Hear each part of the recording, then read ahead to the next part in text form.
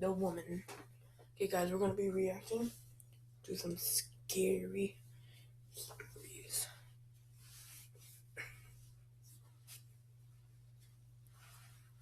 So let's go.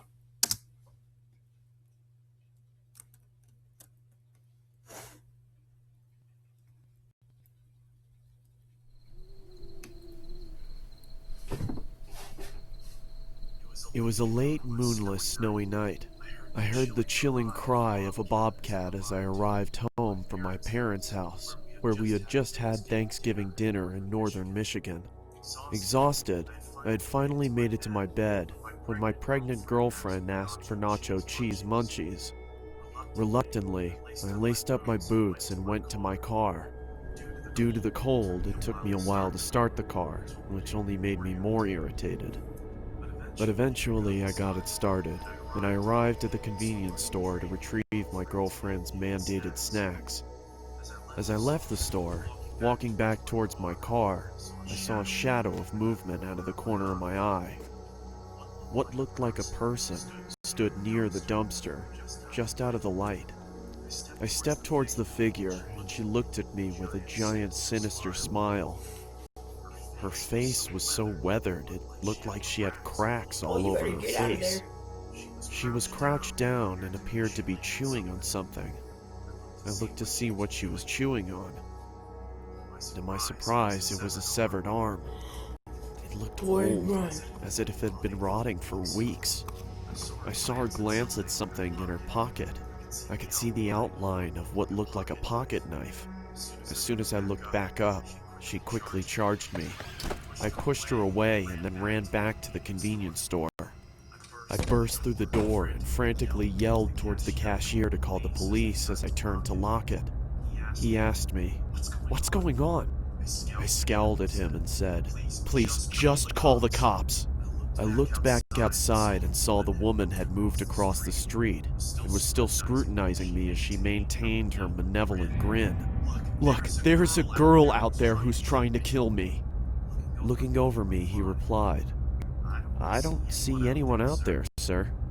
Those words shook me, even to this day.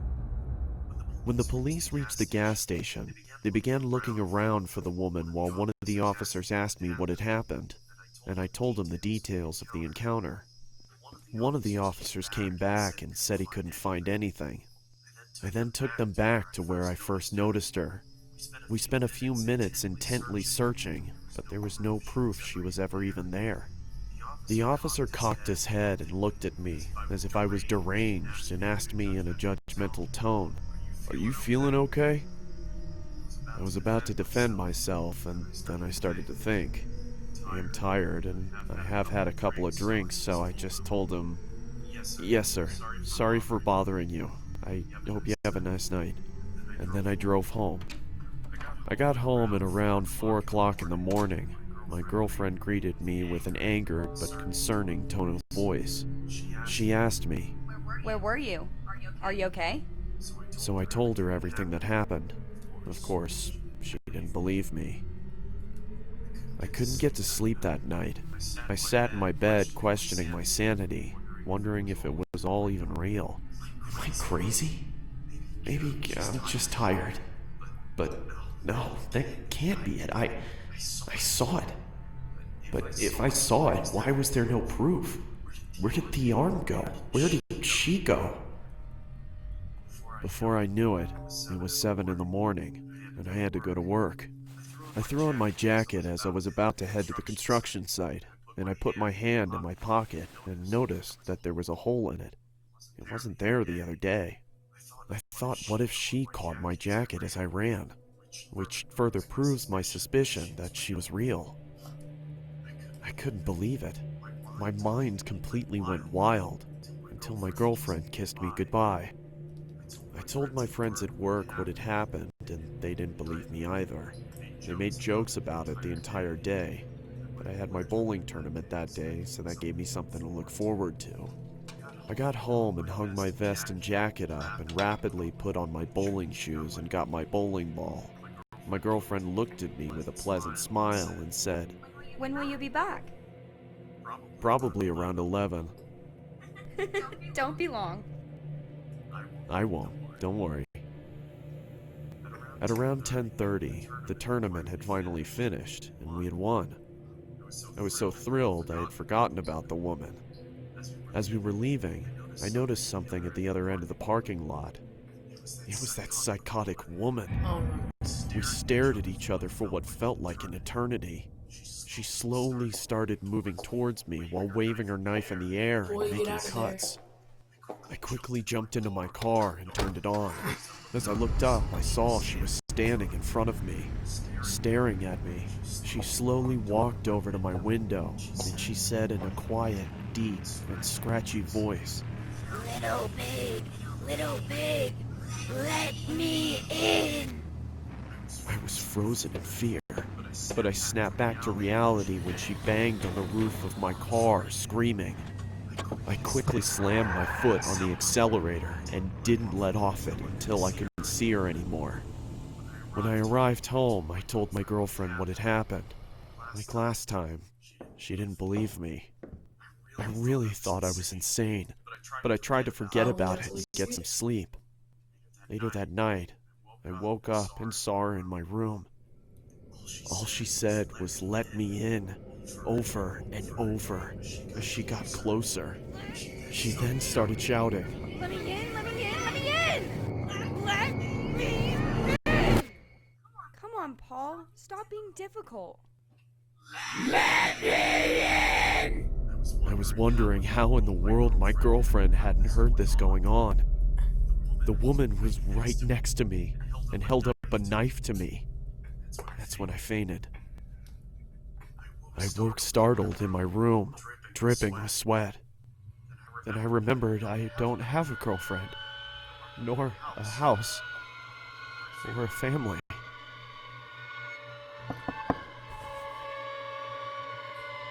Come on, Paul. Time for your morning meds. Let me in.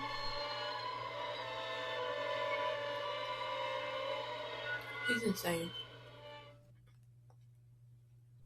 Thanks to Skillshare for sponsoring this video. Hey, no, we ain't sponsored by Skillshare, so we ain't gonna do that. Okay. 21, no. The roommate.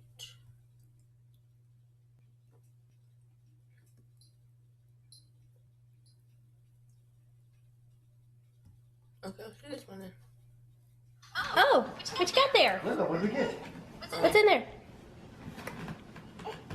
Done.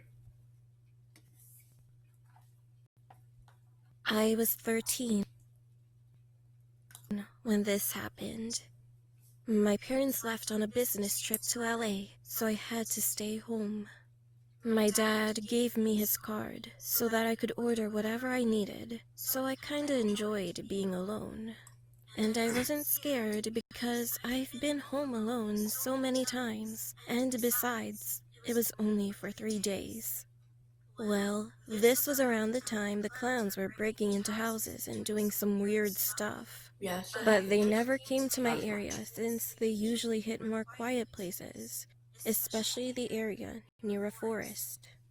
Although we had a fence that could easily allow someone to climb over, we didn't really think much about it because the area where we lived in was very safe.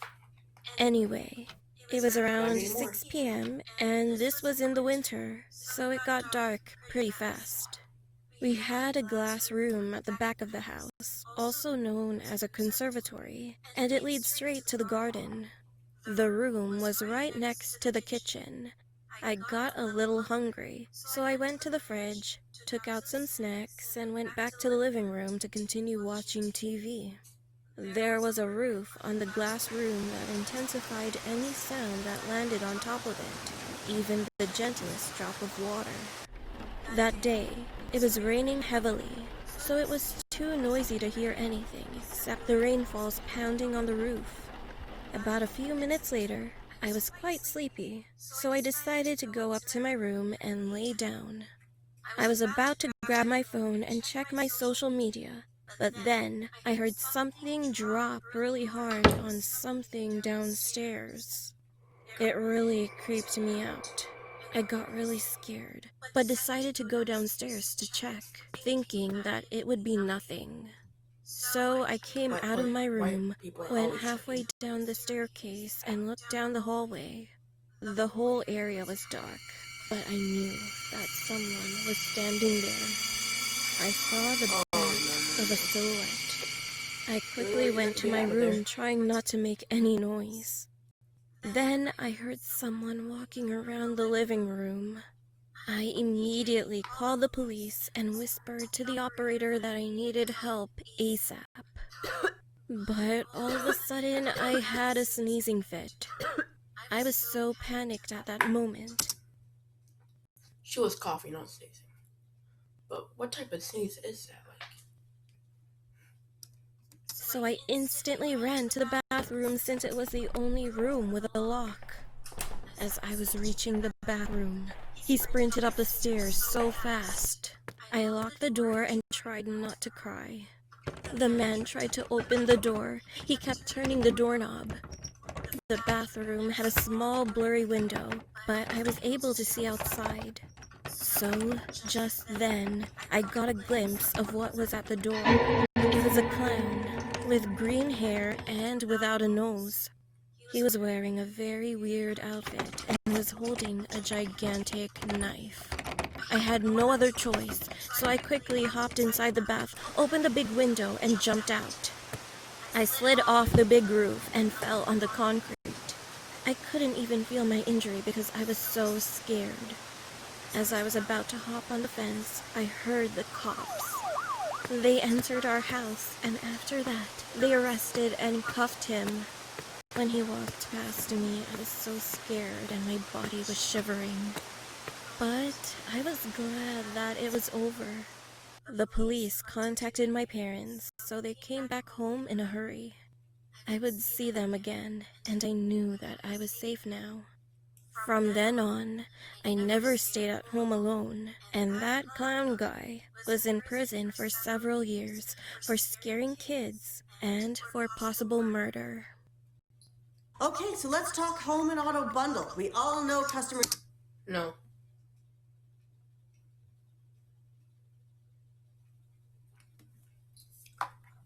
Well, that's gonna be all for this video.